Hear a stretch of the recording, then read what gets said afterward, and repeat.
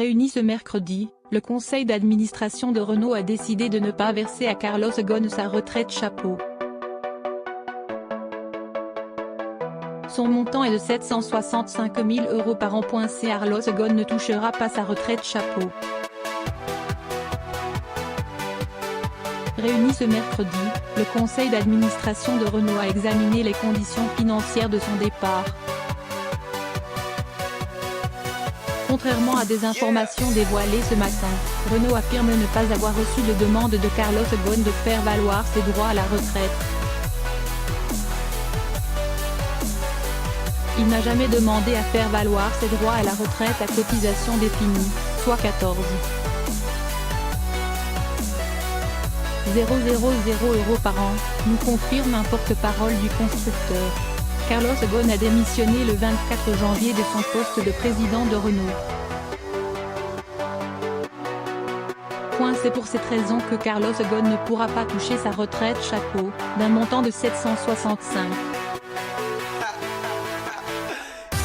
000 € annuels, comme le détaille le document de référence de Renault.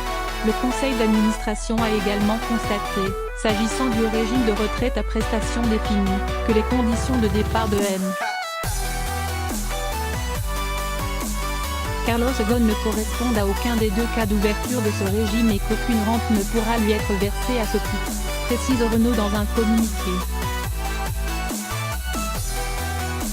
Pour en bénéficier, Carlos Ghosn doit avoir une ancienneté de 5 ans dans l'entreprise, 2 ans de présence au comité exécutif.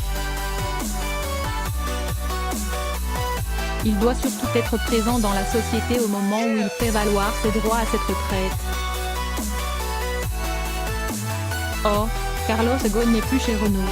Le second cas dans lequel Carlos Ghosn aurait aussi pu toucher cette retraite, c'est si Renault avait mis fin à son contrat.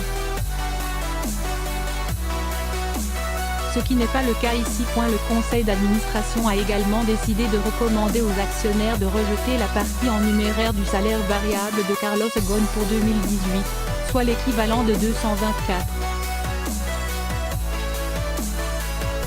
000 €. L'ancien PDG avait été arrêté le 19 novembre à Tokyo, au Japon, pour des soupçons de dissimulation de revenus et d'abus de confiance. Il a été libéré sous caution le 5 mars, et est depuis assigné à résidence au Japon. En février, Renault avait déjà décidé de ne pas verser à Carlos Ghosn ses indemnités liées à sa clause de non-concurrence, ni les actions attribuées entre 2015 et 2018.